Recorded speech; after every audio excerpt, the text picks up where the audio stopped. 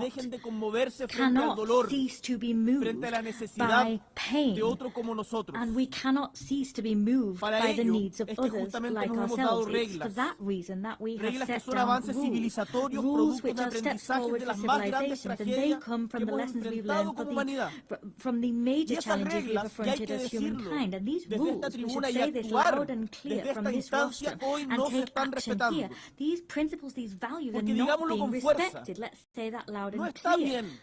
It's not okay to invite people to negotiate. A un país neutral y asesinar a tu contraparte violando la soberanía de ese país como se hizo en Doha, Qatar. No está bien bombardear las instalaciones nucleares de un país, tal como ayer tampoco estaba bien invadir Irak argumentando armas de destrucción masiva que no existían. No está bien invadir un país soberano como Ucrania y después imponer una negociación sobre hechos consumados y que todos nos resignemos sin más a ello. Como nos recordaba el escritor francés Albert Camus a propósito de la experiencia de la Segunda Guerra Mundial, si no creemos en nada, si nada tiene sentido y no podemos invocar ningún valor, entonces todo está permitido. No hay ni bien ni mal, y nada tiene importancia. Entonces, si aceptáramos aquello, tendríamos que admitir que la razón solo está del lado del que tiene éxito, y la regla con la que evaluamos la humanidad sería solo la de la eficacia, o sea, la ley del más fuerte. Quiero decirles que en última instancia, este razonamiento es la justificación del asesinato. En un mundo así, la vida de un hombre o de una mujer o de sus hijos dependerá siempre del azar o de una benevolencia o maleficencia arbitraria. En un mundo así, todos quienes vivan sin condenarlo con todas sus fuerzas son, de una manera, tan homicidas como el que hace caer la bomba o el que aprieta el gatillo. Especialmente teniendo la voz y el poder de decir basta, como precisamente lo tenemos todos los líderes que estamos en esta sala. Tenemos una responsabilidad mayor. Nos negamos en dar la razón a quienes poseen la fuerza o el dinero. Y cuando afirmamos esto se nos tilda de utópicos. Pero ¿qué es la historia sino un permanente viaje utópico? Habrá quienes prefieran solo emprender las tareas que dan resultado en el corto plazo. Pero por lo general, los atajos conducen a precipicios. Y es que no hace falta tener éxito en el sentido en que se entiende el éxito hoy, al menos en el mundo occidental, para seguir luchando por un mundo más justo. Porque sabemos que justamente esta porfía que compartimos, la que ha permitido cambiar el mundo para que haya más justicia, más libertad, más igualdad, más inclusión, más solidaridad. Por eso, estimados y estimadas, cuando se nos invita a la sumisión, cuando se afirma que la inteligencia está de más, cuando quieran demostrarnos, como han hecho algunos desde este podio, que se puede mentir para sacar ventaja, digámosle que no. No cedamos a la astucia, ni a la violencia, ni a la pasividad. Yo puedo y debo respetar a quien le guste más el color azul que el rojo, a quien profese una fe distinta a la mía, a quien crea que es mejor aumentar o disminuir impuestos según las circunstancias. En el fondo, puedo y debo respetar la diversidad de opiniones. Pero a la vez que respeto la diversidad de la opinión de quien piensa distinto, enfrento la insolencia de quien miente, más aún cuando aquella persona es consciente de ello. Por ejemplo, se ha afirmado en este mismo podio hoy día que no hay tal cosa como el calentamiento global. Esa no es una opinión, es una mentira. Y las mentiras debemos combatirlas. Podemos, por cierto, discutir cuáles son las mejores formas de enfrentar el calentamiento global o quiénes son más responsables que otros, pero no podemos negarlo. Podemos discutir cómo los nazis llegaron a gobernar parte importante de Europa, pero no podemos negar el Holocausto. Podemos estudiar los efectos secundarios de una vacuna, pero no podemos afirmar sin pruebas que las vacunas provocan autismo. El mundo necesita un verdadero diálogo. Diálogo entre distintos, entre quienes tienen visiones diferentes del mundo. Para eso justamente fueron creadas estas Naciones Unidas, para dialogar y decidir que la barbarie no es aceptable, que los derechos humanos se deben respetar sin importar ideologías ni de víctimas ni de victimarios. Es la garantía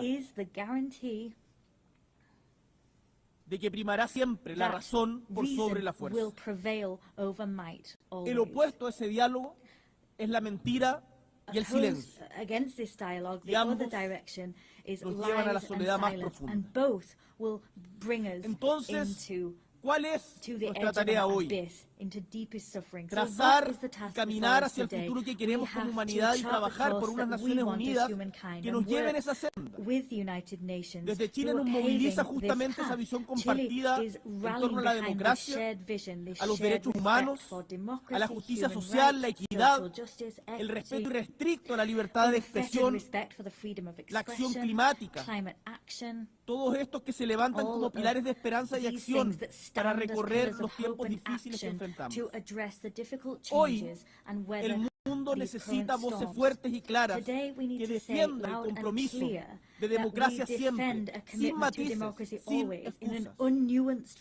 Por ello, esta semana hemos convocado junto a Brasil, España y Uruguay y Colombia al segundo encuentro por la defensa de la democracia, un esfuerzo colectivo que partió justamente aquí en la ONU hace un año.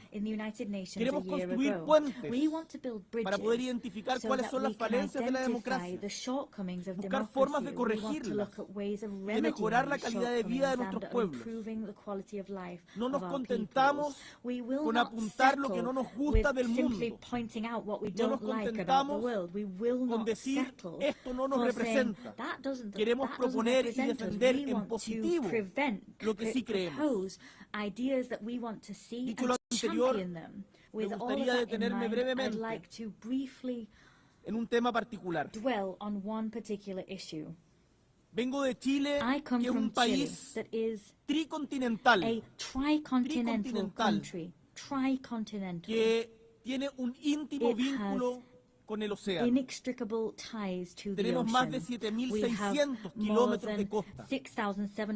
Y como país que mira al océano, estamos orgullosos de haber sido el primero de América y el segundo del mundo en ratificar el acuerdo BBNJ para ampliar la gobernanza oceánica más allá de las áreas jurisdiccionales, que además en las pasadas semanas cumplió con las 60 ratificaciones para que entre en vigor. Y por lo tanto su primera conferencia de las partes deberá celebrarse el próximo año, ojalá, esperamos, en los primeros meses. Quiero aquí reiterar nuestro ofrecimiento para que su Secretaría se establezca en nuestra perla del Pacífico, nuestra ciudad de Valparaíso, porque creemos que este acuerdo es una oportunidad para acercar la gobernanza oceánica al sur global. Chile también es un país con vocación antártica, ese continente de ciencia y de paz. Tenemos un liderazgo materializado en inversión científica, en apoyo logístico, en campañas en el continente blanco. Gran parte de ustedes, cuando han ido a la Antártica, lo han hecho a través de Chile. Dentro de 2 semanas se reunirá nuevamente la Comisión para la Conservación de los Recursos Vivos Marinos Antárticos. Por eso, hoy hago un llamado a sus Estados partes. Es tiempo de aprobar la propuesta de área marina protegida del dominio 1 en la península antártica presentada en conjunto por Chile y Argentina.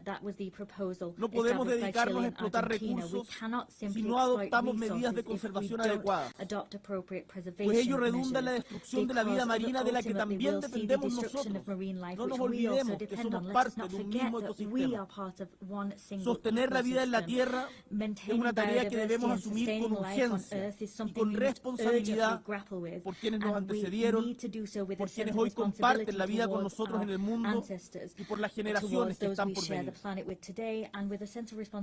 Estimados y estimadas, en este escenario de tensiones, de conflictos prolongados, de crisis climática y crisis humanitaria, el proceso de selección y nominación de quien sea secretario general de las Naciones Unidas adquiere una relevancia especial. Llego a esta asamblea convencido de que siempre, incluso en las condiciones y circunstancias más adversas, hay espacio para actuar de forma lúcida, colectiva, transformadora, humanitaria, que nunca la tragedia humana es inevitable. No vamos a renunciar a la esperanza de que los cambios en el mundo que las Naciones Unidas requieren puedan suceder, porque justamente depende de nosotros. Quiero decirles que el equilibrio regional debe ser respetado en este proceso. Este es el tiempo de América Latina y el Caribe. Somos una región sin guerras, con una rica tradición diplomática forjadora de consensos y un compromiso inquebrantable con la Carta de Naciones Unidas desde su fundación. Enfrentar el desequilibrio histórico de género en las Naciones Unidas, en donde nunca un secretario general ha sido mujer, es también un tema pendiente. 80 años de historia sin que una mujer haya sido la secretaria general de las Naciones Unidas. La ONU debe reflejar los avances del mundo y reconocer que una mujer al mando no es solo símbolo de equidad, sino que representa y hace realidad que la mujer, siendo la mitad de la población, más de la mitad de la población, puede ocupar todos los espacios del mundo y que ningún espacio le está vetado. Chile quiere contribuir activamente a este esfuerzo colectivo. Y por ello es para mí un tremendo honor anunciar desde aquí que Chile nominará a nuestra expresidenta Michelle Bachelet Nigeria como candidata a la Secretaría General de Naciones Unidas, que además nos está acompañando en esta sesión. Michelle Bachelet no solo es una figura ampliamente conocida y respetada en el ámbito global. Es una mujer con una biografía profundamente coherente con los valores que inspiran esta organización. Ha sido jefa de Estado de Chile en 2 ocasiones. Por cierto, la primera mujer. Fue también ministra de Salud y de Defensa.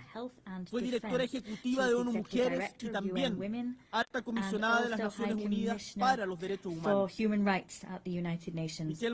Michelle Bachelet ha gobernado, ha negociado, ha sanado y ha escuchado. Su trayectoria vital combina la empatía con la afirmación, la experiencia con la apertura, and resolve, experience with openness, and she combines all of these with a proven ability to make decisions and to take action in times of mistrust and fragmentation. I firmly believe, and I know that this conviction is shared by my nation, that Michelle Bachelet is someone able to build bridges between the north and the south, between the east and the west, between urgent needs to find solutions and the urgent need to defend principles. With her leadership, the United Nations will be able to restore credibility, effectiveness and a sense of purpose in the face of current challenges. She will build on the legacy of Antonio Guterres that I can say has given the best of himself from the good of humankind within this institution, with humility and a sense of conviction. Chile presents this candidacy with the conviction, the certainty that Michelle Bachelet will be able to make a decisive contribution to making the United Nations once more a place for meetings, a place for solutions and active hope for the world as a whole. Distinguished delegates, 80 years. Let us look back at those decades and let us take stock of the strides forward seen in international governance. In spite of the challenges we're facing, we can also say that we have made progress. But we are eaten away at by the feeling that progress is under threat. Who will draw the maps of the future?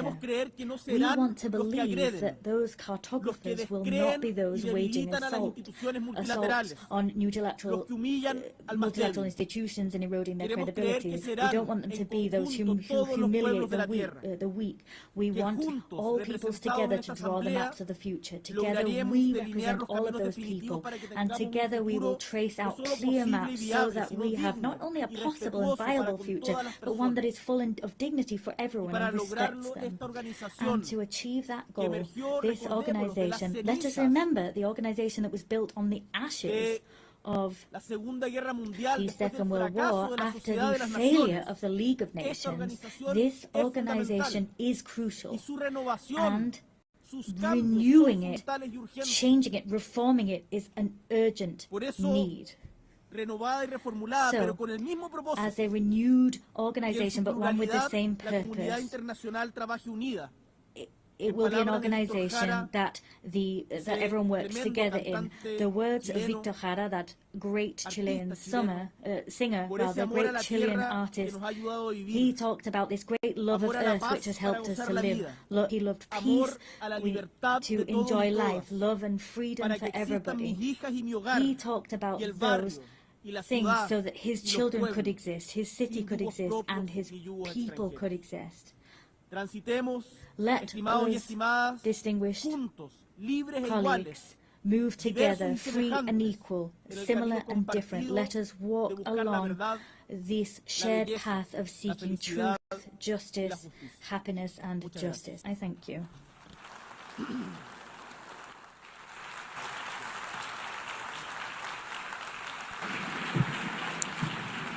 Muchas gracias. On behalf of the Assembly, I wish to thank the President of the Republic of Chile. The Assembly will hear an address by His Excellency Emomali Rahmon, President of the Republic of Tajikistan. I request the protocol to escort His Excellency and invite him to address the Assembly.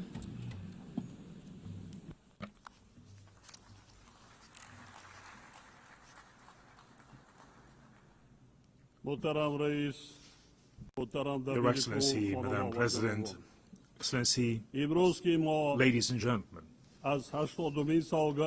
today as we commemorate the 80th anniversary of the adoption of the United Nations Charter, I extend to all member states my heartfelt congratulations and best wishes on this occasion. The contemporary world is undeniably experiencing a period of instability, turbulence, unpredictability, and escalating complexity. Geopolitical tensions, efforts to reshape a framework of international relations, conflicts and confrontations in different parts of the world, along with series of security threats and challenges, have posed significant risks to lasting peace and safety. At the same time, the consequences of climate change and growing social inequality impose restrictions on the process of sustainable development and sustainable global development. In such a complex and turbulent circumstances, the role of the United Nations as a platform for inclusive dialogue, cooperation and the promotion of peace and security worldwide becomes more important than ever. In this regard, our countries should make joint and consistent efforts in international practice to protect this principle, return to full compliance with international law. In this process, strengthening equal cooperation among small and large states is also considered to be an important and timely step. Madam President, Tajikistan's National Development Strategy 2030 is fully aligned with the Sustainable Development Goals, and we support a full and timely implementation of this item of global agenda. Unfortunately, developing countries, particularly those mountainous and landlocked, face multiple challenges and difficulties in achieving these goals. Particularly vulnerable countries feel the need to take serious measures to ensure sustainable development financing and improve access to financial resources. Despite significant attempts in this field, the amount of funding for sustainable development offered by the international community continues to be insufficient to address their current needs. This situation necessitates timely response, the allocation of additional funds and a review of approach to the international financial architecture and system. Tajikistan advocates for effective and fair reforms of international financial instruments. At present, we are observing varying degrees of economic progress among nations, and the influence of developed nations and international financial organizations could play a significant role in tackling this issue. Many developing and less developed countries remain vulnerable to the impacts of economic and financial crisis, poverty, infectious diseases, including COVID, natural disasters, and food insecurity. They need to implement effective financial support measures, including debt relief. In our view, now is the high time to seriously consider this important item. Ladies and gentlemen, today climate change-related issues in various countries around the world, including Tajikistan, pose serious obstacles to achieving the Sustainable Development Goals.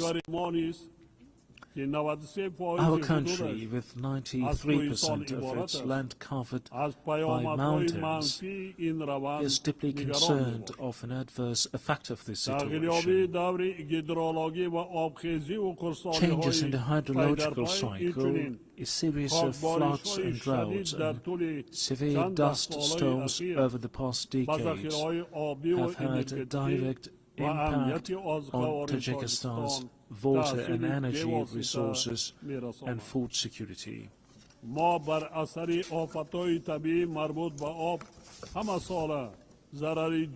Every year we suffer tremendous material and financial losses due to water-related natural disasters. Regrettably, these phenomena often result in loss of life and the destruction of vital infrastructure. The impacts of climate change and rising temperatures have led to accelerated melting of glaciers and the deterioration of marine and ocean ecosystems. I would like to recall that Tajikistan hosted the high-level international conference on glaciers preservation this summer in Dushanbe. This meeting brought the international community together to intensely deliberate on issues related to the cryosphere.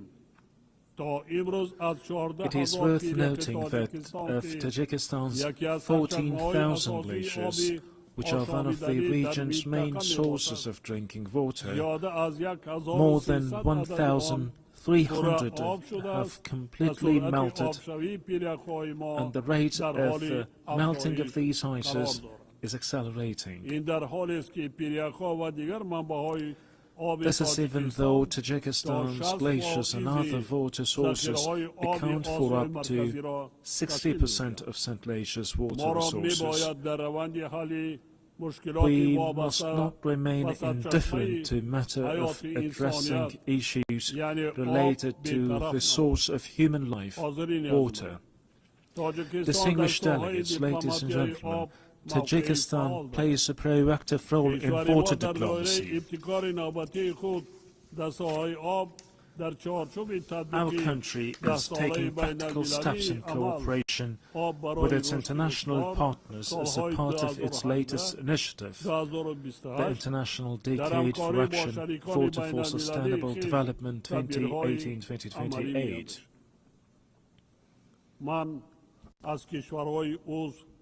I call on member states and stakeholders to actively participate in the next event within the Dushanbe water process, the high-level international conference which will be held in Tajikistan next year. This event will undoubtedly give a new impetus to our continued joint efforts within the framework of the Water Action Agenda. We are confident that it will also serve as a solid foundation for preparations for the 2028 United Nations Water Conference in Dushanbe. Madam President, strong institutions and legal literacy are the ground of a just and stable society.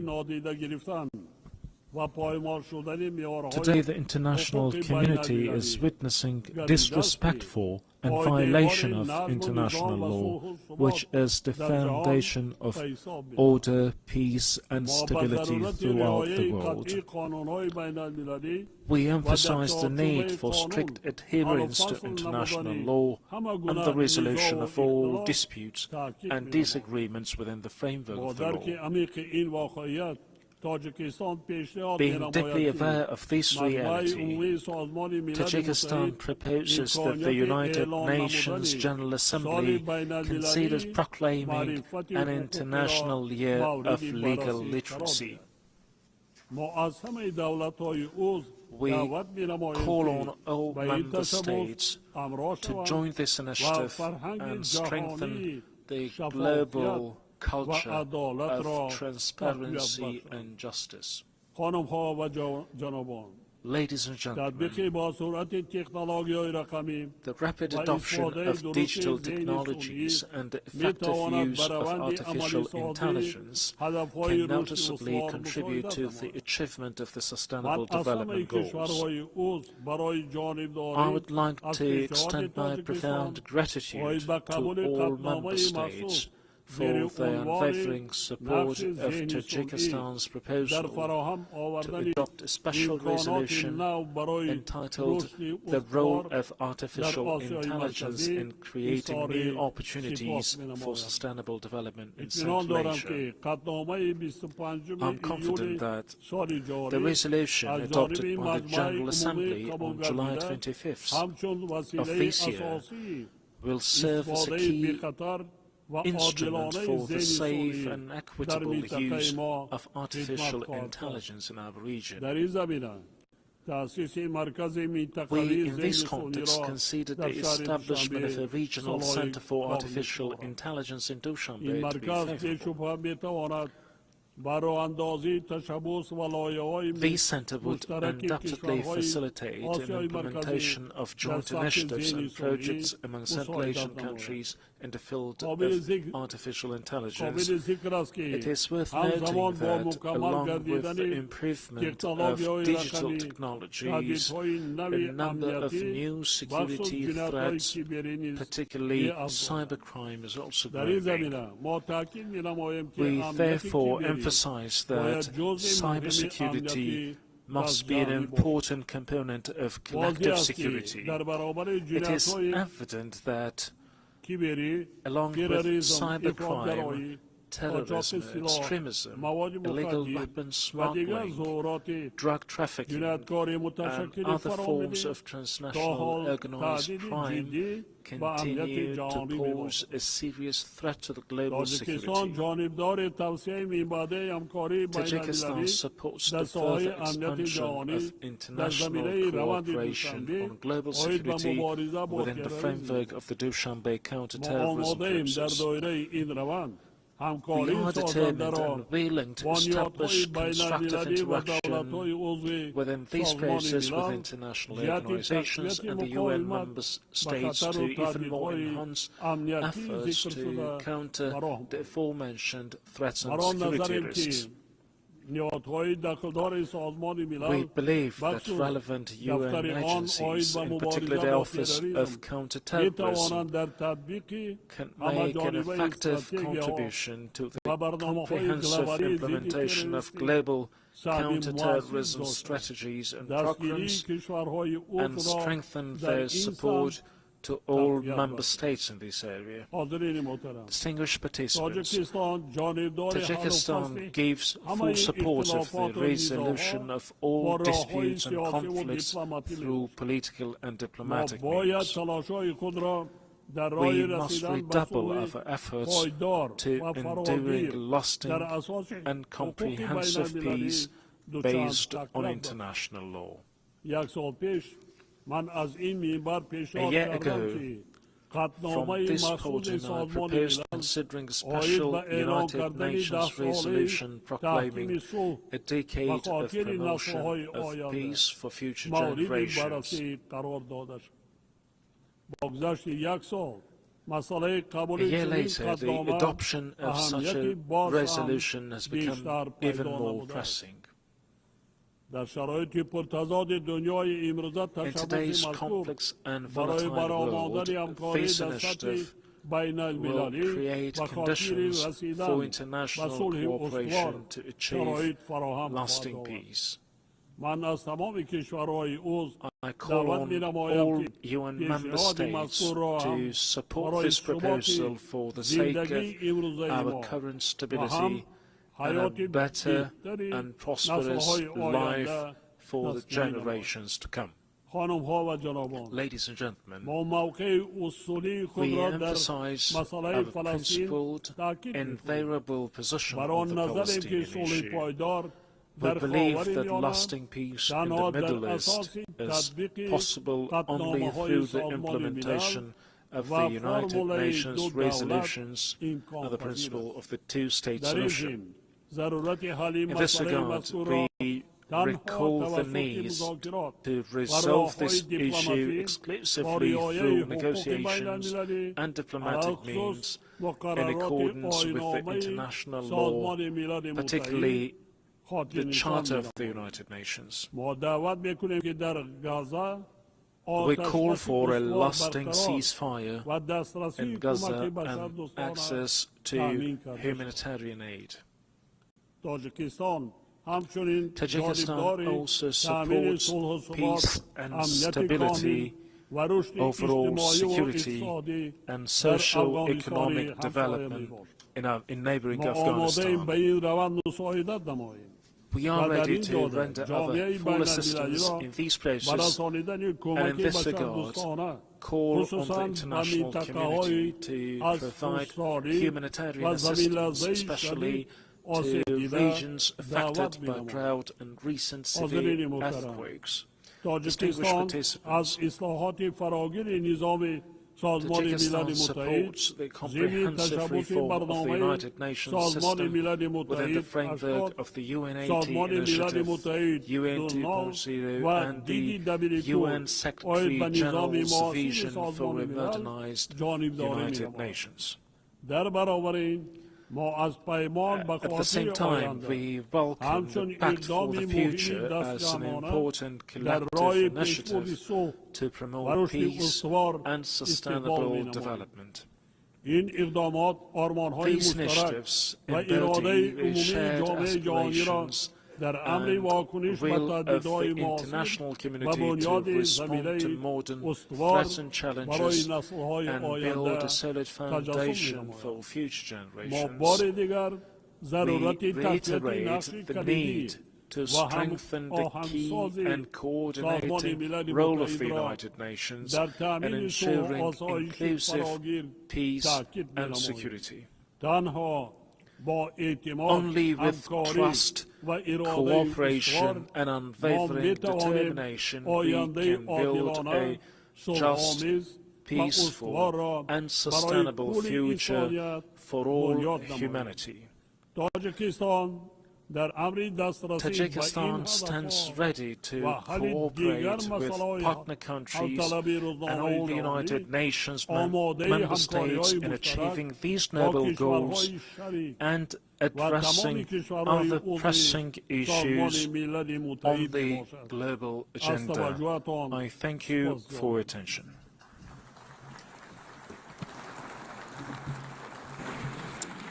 On behalf of the Assembly, I wish to thank the President of the Republic of Tajikistan.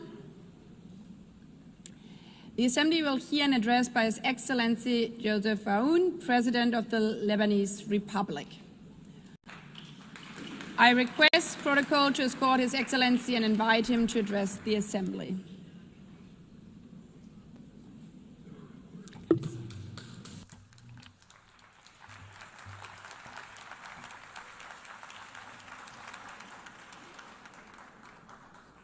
السيدة الرئيسة Madam السيد President, الأمين العام Mr. Secretary زملاء General, السيدات fellow والسادة رؤساء colleagues, الدول heads والوفود of state and أقف delegation, الآن أمامكم I stand متحدثا before عن you today السلام to talk about والتنمية peace, وحقوق الإنسان development, and human rights. فيما بعض أهلي At a time يقتلون when some of my fellow citizens ومناطق are من أرضي facing محتلة death, parts of my ووطني country are وشعبي under occupation, معلقان and بين while الحياة my والموت. homeland and my people live in تعيدني هذه uncertainty. الدوامة This situation 77 takes me عاما في back some الزمن 77 years إلى ago لجنة صياغة to the الإعلان drafting العالمي committee of the لحقوق Universal الإنسان Declaration of عام Human Rights in 1948. 1948. في ذات نقاش During one of the تدخلت debates, الراحلة the الكبيرة late, great إليانور Roosevelt مؤيدة stepped لرأي in أحد to الأعضاء support one member's كي لا يظل opinion وحيدا so that he is كما not قالت left للحاضرين. alone, as she said to those in أجابها صاحب attendance. الرأي المخالف The dissenting member باحترام. respectfully سيدتي responded, الجليلة Honorable lady, صدقيني my إن ما concern يهمني is not ليس أن to يكون side رأيي with the متوافقا majority مع or the أكثرية minority, أو أقلية بل أن but يكون to متطابقا align with the مع truth. الحقيقة. صاحب هذا The القول author of these لم يكن words غير was شار no المالك other than Charles Malik, الفيلسوف the اللبناني Lebanese الذي philosopher ساهم who مع worked كبار الفكر alongside الحقوقي other great الإنساني minds of the يومها time to في give إعطاء humanity البشرية ذلك this الإعلان eternal الخالد declaration.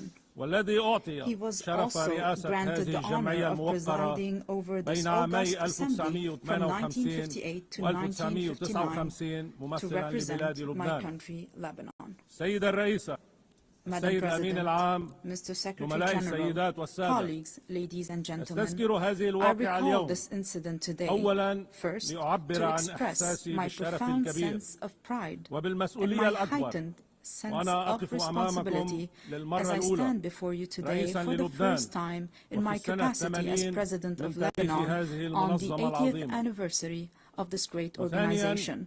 لأن Second, دورتنا هذه because our مخصصة للبحث session في العلاقات focuses on المتلازمة examining بين the ثلاث inherent فصائل relationship فضائل between بشرية three human السلام virtues, والتنمية peace development, and human rights. And between these three virtues and my country, Lebanon, the Lebanese experience, alongside lessons from our region and the world, have shown that there can be no development without peace, for growth cannot take place within chaos, and prosperity cannot be achieved amid conflicts and wars. Peace is the only foundation for development. Experience has taught us that just as there is no development without peace, there can be no peace without justice, and no justice without human rights, particularly the right to live in dignity. Without dignity, peace becomes an illusion, and the only growth will be in poverty, underdevelopment, violence, and bloodshed. Since the establishment of this great organization, its charter stipulated the need to save succeeding generations from the scourge of war, to live together in peace with one another as good neighbors, and to employ international machinery for the promotion of the economic and social advancement of all peoples. These noble principles remained on paper for 80 years, as the blood of our people was spilled on the ground. The reasons might be numerous. One can attribute them to the authoritarian nature of man, the nature of relations between countries based on power struggle, hegemony, and the race for absolute dominance in all fields. However, another reason has stirred this tragedy. At least 30 years ago, since talk began in this very chamber about a new world order, the reason is related to the issue of identity and plurality within any society or within societies and countries, especially in the era of globalization. On the one hand, people need one another. On the other hand, they fear for their identity. This led to an emerging issue that drove humanity back to the path of conflict. Let us acknowledge here that religion remains a primary factor in defining the identities of human groups.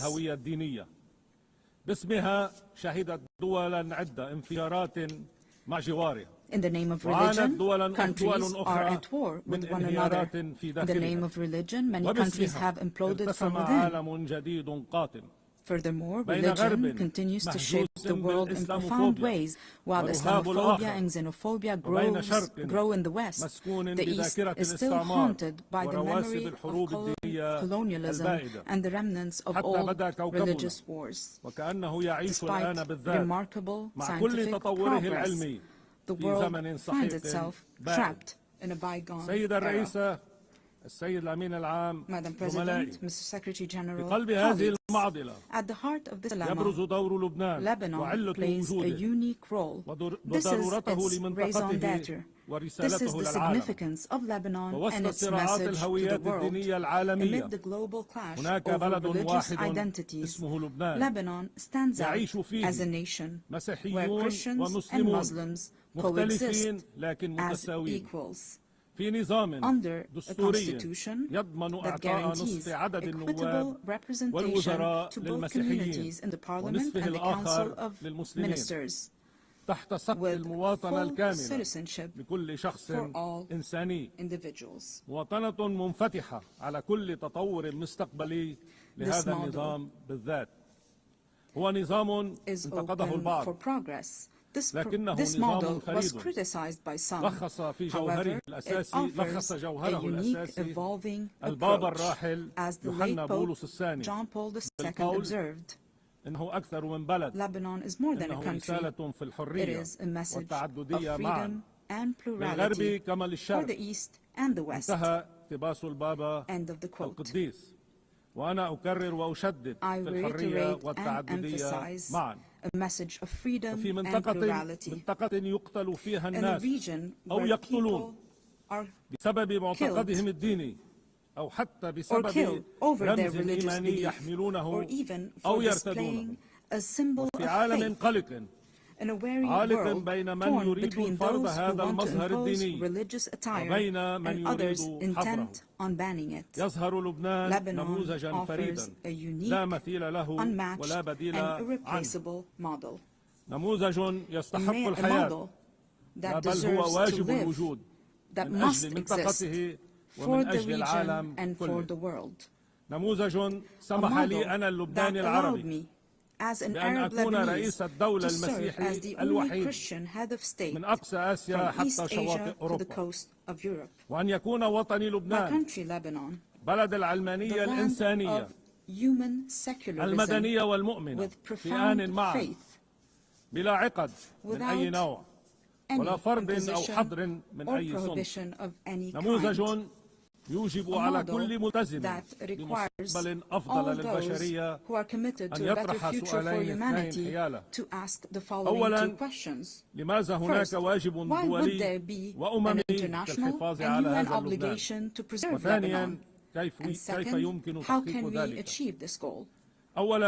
First, indeed, there is a human obligation to preserve Lebanon. If this model falls, this model of coexistence between two different religious communities that are completely equal, where else around the world can we replicate this experience? If Christians were to disappear from Lebanon, this equation, this delicate balance will fall, and with it, justice. If the Muslim community in Lebanon no longer exists, this balance will also fall,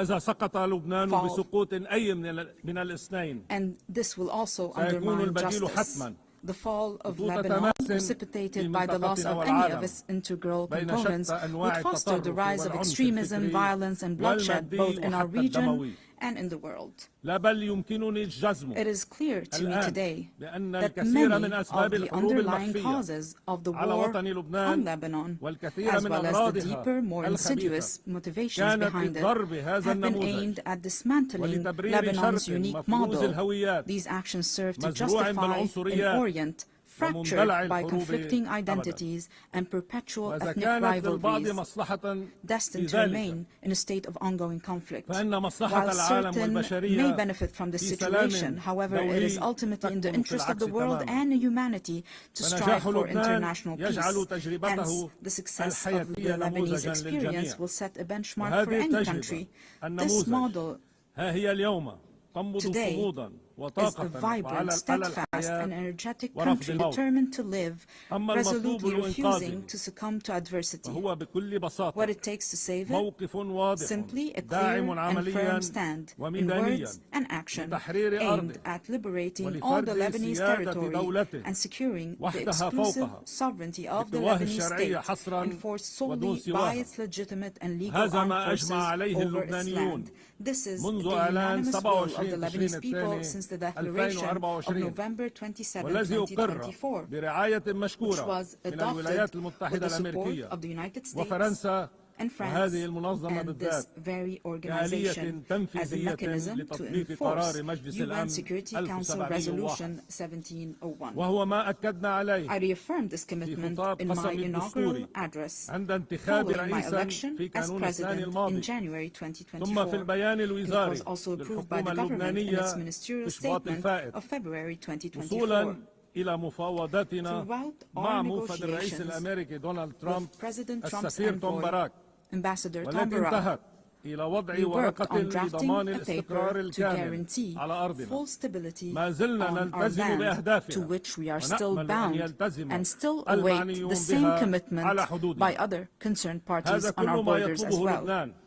This is what Lebanon seeks. Let me be more frank. Allow me to feel some pride for my country and my people, for they do deserve it.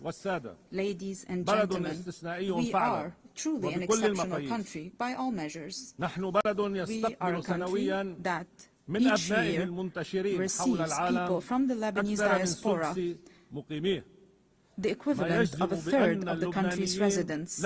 This underlines the unwavering connection between the Lebanese people and their homeland.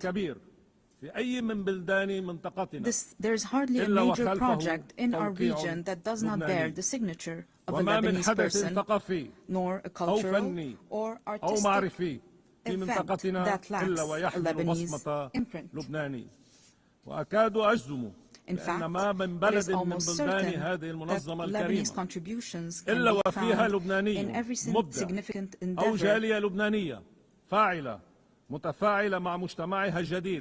among the member states of this distinguished organization. One could scarcely find a nation that does not have within its borders a member of the Lebanese diaspora who is engaged, productive, and creative. These individuals integrate harmoniously with their host societies. We, ladies and gentlemen, are a country capable of embracing modernization, and we have started already implementing a gradual program of financial and economic recovery. Together with an independent financial audit, a fair restructuring of the banking sector, and the modernization of the administration, we have also taken on the fight against corruption and organized crime to rebuild the trust of the Lebanese people in their state and the world's confidence in Lebanon. Simultaneously, we have launched legislative and institutional reforms consecrating the independence of the regulatory bodies of the state's productive sectors and enhance the independence of the judiciary aligned with international standards in the fight against money laundering and the financing of terrorism. Our government has also recently joined the United Nations Convention on Biological Diversity, in line with our history of commitment to the principles of international legitimacy.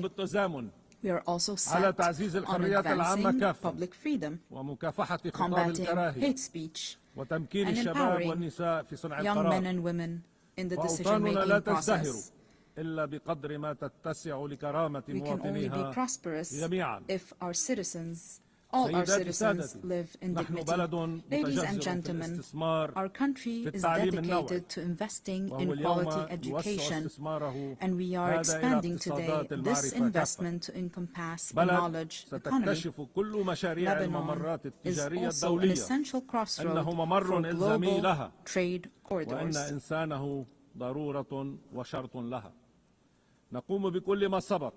While advancing on all these fronts, our country simultaneously shoulders numerous burdens. And we shoulder these burdens with responsibility and seriousness. Most pressing among them are the persistent instabilities along our southern border. We call for the immediate cessation of Israeli aggression, the full withdrawal of its occupying forces from all Lebanese territory, and the release of our hostages that we shall not forget nor leave behind. And we insist on the complete implementation of UN Security Council Resolution 1701. This will be achieved with the help of the mandate given to UNIFIL, working in coordination with the Lebanese army over a transitional period to achieve peace and stability. In this context, allow me to extend my gratitude to the members of the Security Council who adopted the resolution to renew UNIFIL's mandate to help us achieve lasting peace and stability. However, the deep underlying causes of our crisis extend beyond our immediate borders. This is why it is our moral, human, and political obligation to call for an immediate end to the devastation taking place in Gaza. We urge the revival of a new political track aimed at finding a just and permanent solution to the Palestinian question based on the resolutions of international legitimacy, the principle of the two-state solution, ensuring the right of both states to a secure and dignified existence as ratified by your General Assembly with a majority of 142 states out of 164 states in the New York Declaration. The second major burden Lebanon is carrying now is the unprecedented displacement situation taking place on its soil, which, measured by capita, stands as the largest in history. Lebanon looks to the United Nations and its specialized agencies, as well as to Syrian authorities, to address this critical issue. Through direct negotiations and with the support of the Kingdom of Saudi Arabia, we aim to reach comprehensive understandings and agreements across different aspects of our bilateral relations, the goal being the dignified and safe return of the displaced Syrian citizens, as well as the restoration of the special relations between Lebanon and Syria in good neighborliness and close cooperation in various fields, overcoming the misunderstandings of the past. The third burden crippling us today is the reconstruction of Lebanon following the Israeli aggression on our soil, especially with respect to the infrastructure necessary for the return of the Lebanese Authority to the Lebanese border towns and to the rebuilding of homes and villages bulldozed and demolished by the aggression. For there will be no stability if it is not rebuilt and its beauty restored.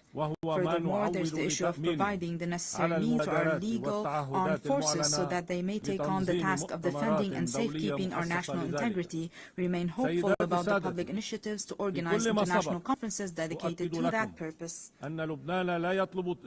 Ladies and gentlemen, Lebanon does not seek special privileges or favors. Indeed, it calls upon the international community to act with responsibility, fairness, and equality, thereby enabling Lebanon to reclaim its role as a land of freedom and plurality. This very spirit underpinned the distinguished Assembly's resolution on August 16, 2019, to grant Lebanon's request to establish the Human Academy for Dialogue and Conversions within its borders.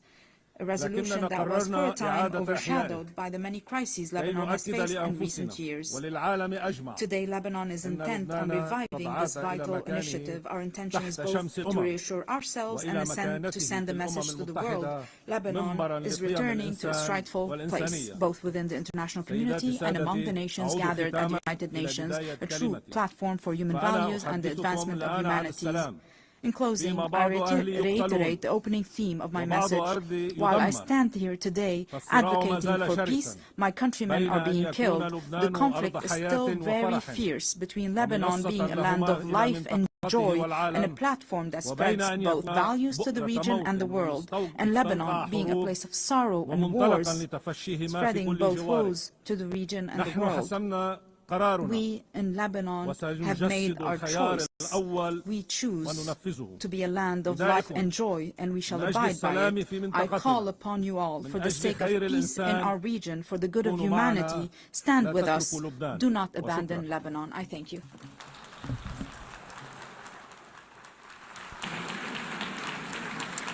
On behalf of the Assembly, I wish to thank the President of the Lebanese Republic.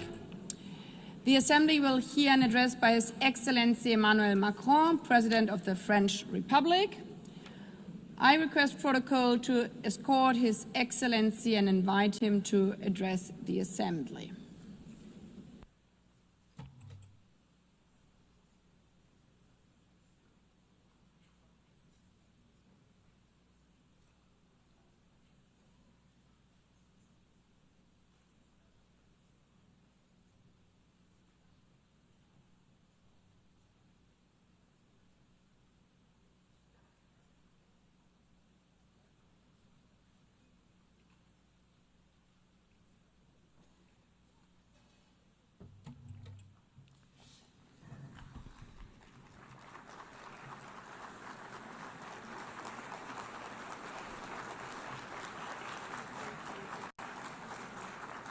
Madame la Présidente de l'Assemblée Générale, Monsieur le Secrétaire Général, Madame la Secrétaire Générale adjointe, Monsieur le Secrétaire Général adjoint, Mesdames et Messieurs les chefs d'État et de gouvernement, Mesdames, Messieurs les ministres, Mesdames, Messieurs les ambassadrices, ambassadeurs et délégués, je suis heureux de m'exprimer une nouvelle fois devant vous lors de cette 80e session de l'Assemblée Générale des Nations Unies. 8 décennies que nous avons voulu consacrer au service de la paix, du développement, des droits humains. 80 ans qui nous obligent à mesurer le chemin parcouru et à adapter notre pas à la marche du monde. Le 26 juin 1945, nous adoptions la Charte des Nations Unies après 2 guerres mondiales, alors que les combats faisaient encore rage en Asie, que la décolonisation était à peine entamée, que l'Union soviétique étendait son empire et que nous comptions les morts par millions et découvrions l'horreur de la Shoah. Oui, cette étape du monde n'était pas terminée et pourtant nous étions en train de bâtir, à coup de résolution et de détermination, cette volonté de préserver les générations futures du fléau de la guerre, et proclamions notre foi dans les droits fondamentaux de l'homme, et nous nous engagions à créer les conditions de la justice, à favoriser le progrès social, à pratiquer la tolérance et à vivre en paix les uns avec les autres. Nous ne rêvions pas, et en convoquant ici notre passé et ce que nous étions il y a 80 ans, j'ai envie de vous dire ce soir, nous avons le droit de rêver. Parce que notre monde d'aujourd'hui mérite la même détermination à agir ensemble. Nous étions 51 à San Francisco et ce sont désormais 193 États membres qui siègent à cette assemblée. Les textes qui font notre organisation posent clairement les principes de l'action collective, ils expriment des valeurs communes, ils définissent des procédures robustes. Et je sais pourtant combien les frustrations sont là, que nourrit la représentation inégale des États, en particulier au Conseil de sécurité. Et c'est pourquoi je soutiens avec force son élargissement, sa réforme, en particulier l'élargissement pour le continent africain. Je sais aussi combien les équilibres politiques, économiques et sociaux ont évolué et que de nouveaux acteurs ont pris plus de responsabilités. Et qu'une multitude s'interroge sur la promesse des Nations Unies, sa réalité et son bénéfice. Alors ne nous mentons pas, ce 80e anniversaire n'est pas une fête. Les conflits armés se multiplient, internes ou internationaux, étatiques ou provoqués par l'action criminelle et terroriste. Et les belligérants bafouent délibérément les conventions de Genève, comme si l'horreur servait la vengeance ou la terreur la victoire. Gaza, l'Ukraine, le Soudan, Haïti, la Birmanie, la République démocratique du Congo. La liste est aussi longue qu'insoutenable des violences que subissent les populations dans ces territoires de guerre. De grandes transformations sont aussi en cours pour nous tous sur cette planète. Le changement climatique n'est pas maîtrisé, l'effondrement de la biodiversité se poursuit. Les efforts que la plupart d'entre nous sont prêts à faire se heurtent au cynisme de quelques-uns qui peuvent faire la différence mais s'y refusent encore. Et nous voyons l'accélération des technologies qui ouvrent d'immenses horizons, d'immenses opportunités, mais laissent aussi le champ libre à des forces d'autant plus dangereuses qu'elles ne sont pas régulées.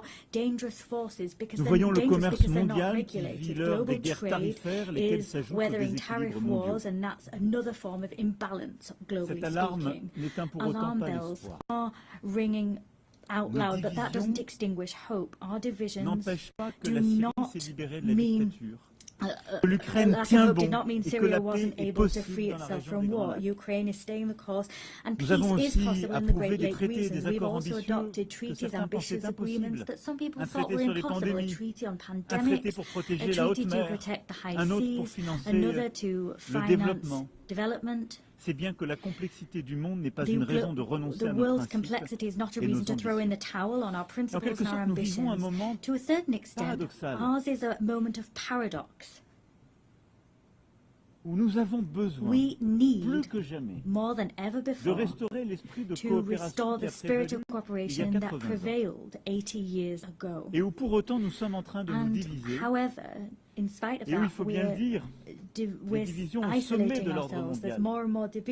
La fracturation du monde nous freine dans notre capacité collective à régler les grands conflits du moment major conflicts of our time and stopping us from addressing global La France est fière de compter parmi les peuples des Nations Unies et rend hommage à tous ceux qui les servent. Soldats sous casque bleu qui maintiennent la paix où personne ne va plus. Travailleurs humanitaires et personnels de santé qui se portent au secours des plus fragiles. Juristes, observateurs, rapporteurs qui témoignent de la réalité, imposent la force du droit et préviennent l'arbitraire. Je voudrais ici aussi parler de temps et temps de nos ONG, I'm talking, of course, about our NGOs, our nurses, our journalists, and many other people who bear witness to the fact that this organization cannot be replaced. It is for this reason that those that are its harshest critics are also those that want to change the rule of the game, because they want to exert domination. And these are people that do not want the common good to prevail. They want to serve their interests, and that is the major risk of our time. The risk of seeing the facts as they are just become the ongoing state of play. We don't want to see might is right prevail, but that's the risk. We don't want to see the selfishness of some people win the day. That's the risk. The risk is that some people, an elite, will decide the course that the world will run, and that they will forget that there's an international community. There needs to be respectful relations between peers. There needs to be cooperation between peers. That alone makes peace possible. That alone makes it possible to address climate change, to have a successful digital transformation, or to fight against military proliferation. It is for this reason that 80 years later, our priority is to really find the crux of effective multilateralism, to get back to that gem, collective effectiveness. We need to be clear here. The anti-game of some people makes it almost impossible for our organization to be collectively effective. They're playing against us. We need to work together to get back to that collective multilateralism. There's no point here in dividing the North from the South to think that there can be a united West in the face of a global South. That's a pipe dream. That's a vestige of an era where we wanted to isolate ourselves in blocks, pitting ourselves against each other. Here at this forum, there are only men qui n'ont pas les mêmes religions, qui pensent différemment, dont les civilisations sont parfois différentes, mais qui ont décidé un beau jour que bâtir la paix, relever les défis, en particulier de l'inégalité ou des grandes transitions du monde, faisait qu'ils oublient ces différences pour coopérer tous ensemble. C'est pourquoi il nous faut consolider plutôt les règles existantes et les institutions qui garantissent notre autorité collective et cette efficacité. Les droits de l'homme restent le pilier central de l'édifice des Nations Unies et donnent leur cohérence à l'ensemble des mesures que nous prenons. Et dans cette période où les conflits se multiplient et s'étendent, ce sont aussi à des crises massives des droits humains que nous faisons face. Notre devoir à tous est donc de veiller au respect du droit humanitaire international, comme nous proposons de le faire dans ce cadre de l'initiative mondiale que nous portons avec quelques homologues, l'Afrique du Sud, le Brésil, la Chine, la Jordanie, le Kazakhstan et le CICR. Soutenons la Cour pénale internationale dans sa lutte contre l'impunité. Permettons que les arrêts de la Cour de justice internationale soient mis en œuvre. L'autorité du droit est notre meilleure chance face à la loi du plus fort. L'application des principes est le seul remède aux deux poids, deux mesures, que tant d'entre nous sont venus dénoncer à cette tribune devant cette Assemblée depuis que nous en avons fait le Parlement du monde. La paix et la sécurité. C'est pourquoi il est si important que l'Ukraine résiste à la Russie et obtienne une paix qui dissuade celle-ci de lui voler encore son territoire, ses enfants, ses richesses et son avenir. L'agression russe n'est pas le problème de l'Europe, mais celui de nous tous. Elle pose l'éternelle question de l'autorité du droit face à la loi du plus fort, de la liberté face à l'impérialisme. L'Ukraine n'a pas voulu la guerre. Elle veut la paix. La France aussi veut la paix. Les Européens veulent la paix. Les États-Unis d'Amérique veulent la paix. Pour cela, l'Ukraine a un droit fondamental, celui de vivre en sécurité et de ne plus craindre que la Russie l'attaque à nouveau. C'est pourquoi la France, avec le Royaume-Uni, a bâti une coalition des volontaires rassemblant 35 nations pour donner à l'Ukraine des garanties indispensables à sa sécurité dans la durée. Nous créons ainsi les conditions d'une paix solide et juste qui permettra aux Ukrainiens d'accomplir leur destin. Et ce qui s'est passé ces dernières semaines, dans l'espace aérien de la Pologne, de la Roumanie, les provocations vues en Estonie ou ailleurs sont la preuve aussi que tous les Européens sont défiés aussi par des menaces et des volontés de déstabilisation russe qui supposent une telle unité. L'Ukraine l'a dit souvent, elle est prête au cessez-le-feu et accepte la négociation. Il revient désormais à la Russie de prouver qu'elle peut choisir la paix alors qu'elle multiplie aujourd'hui les attaques contre les civils en Ukraine et les provocations que je viens d'évoquer. Dans cette attente, la France se tiendra fermement aux côtés de l'Ukraine avec ses partenaires européens et tous ceux qui comprennent l'importance de mettre la Russie en échec pour préserver l'ordre mondial. Et je me félicite des propos il y a quelques heures du président des États-Unis d'Amérique, rappelant l'affaiblissement progressif de l'économie russe, les échecs sur le terrain de la Russie qui, imaginez-le, en peu de jours, a à peine pris 1% du territoire ukrainien malgré tant et tant de victimes civiles. Je me félicite de voir que le président américain croit dans la capacité de l'Ukraine, pas simplement à tenir, mais à faire valoir ses droits avec nous. C'est parce qu'elle refuse le double standard, ce deux poids deux mesures, que la France s'engage aussi aux côtés de l'Ukraine, comme je viens de l'évoquer, comme elle le fait pour la paix au Proche-Orient. Hier, nous avons adopté un plan crédible pour mettre fin à la guerre à Gaza, préserver une solution à deux États, Israël et la Palestine, permettre la libération de tous les otages et sauver tant et tant de vies. Nous avons tracé un chemin vers la paix qui nécessite avant toute autre chose que les otages encore détenus par le Hamas soient libérés, que les frappes sur Gaza cessent. Et je suis heureux que l'Arabie Saoudite et la France aient convaincu un grand nombre de membres de cette Assemblée de signer la déclaration de New York.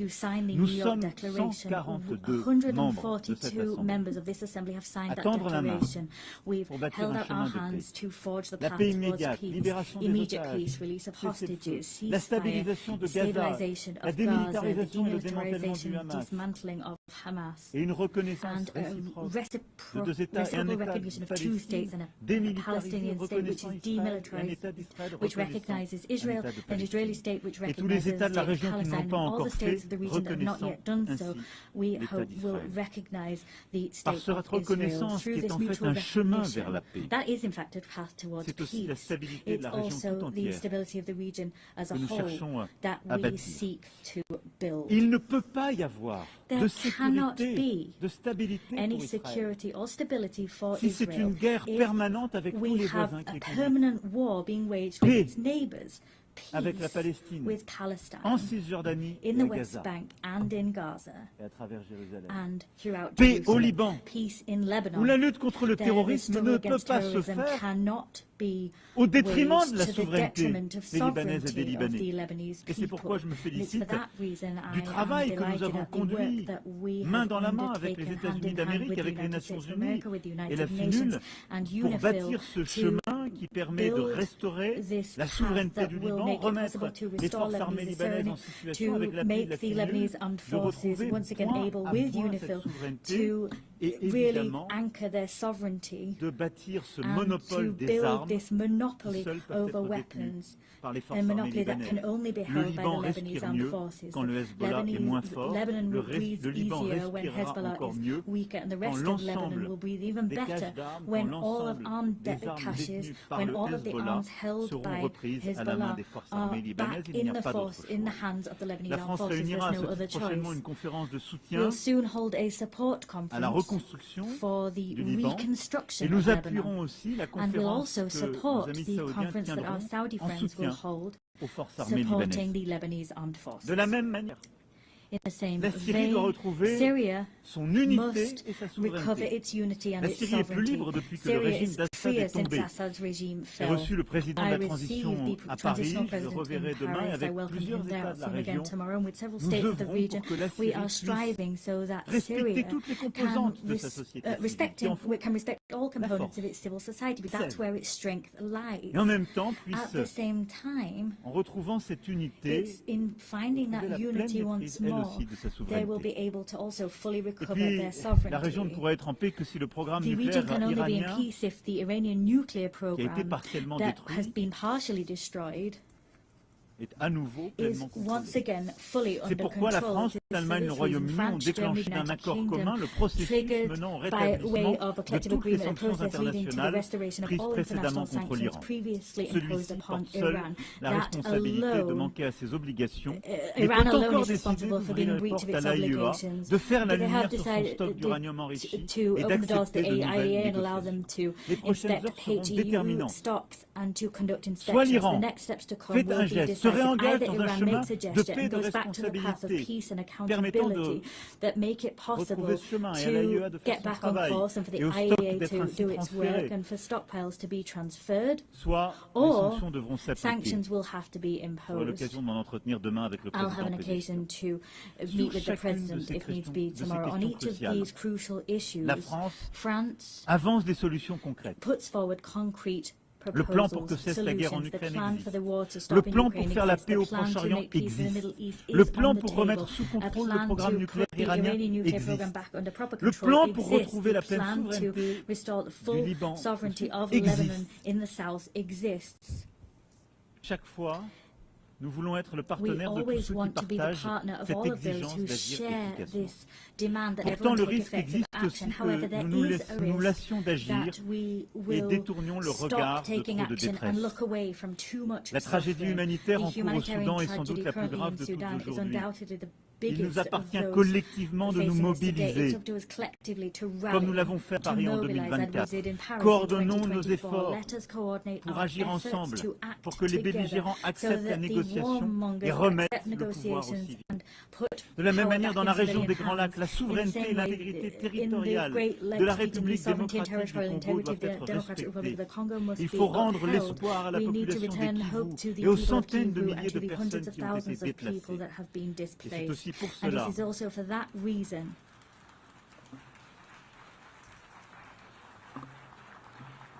Et c'est aussi pour cela que nous réunirons le mois prochain à Paris tous ceux qui peuvent répondre à l'urgence humanitaire et faire converger les initiatives de paix. Et je me félicite de ce qui a été conduit par l'Union africaine, par tant de voisins, par le Qatar, par les États-Unis d'Amérique.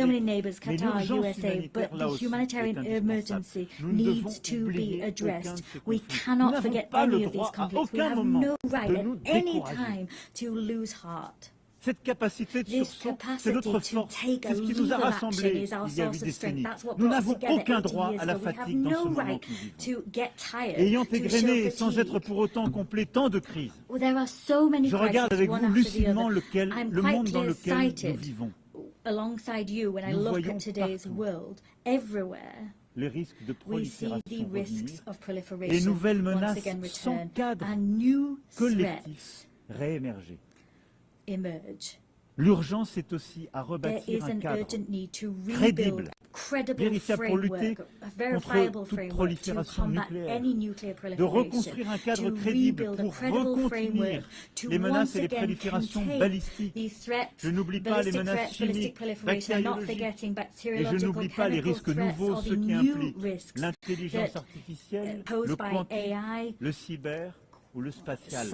Autant de menaces sur lesquelles nos cadres existants communs ont été affaiblis ces dernières années. Parfois parce que certains les ont rendus caducs, d'autres fois parce que les règles de vérification n'ont pas été dûment observées, aussi parce que l'accélération technologique fait que celles-ci, ces capacités d'innovation, vont plus vite que nos cadres existants. Sur tous ces points, nous n'avons pas le droit de céder. Et notre responsabilité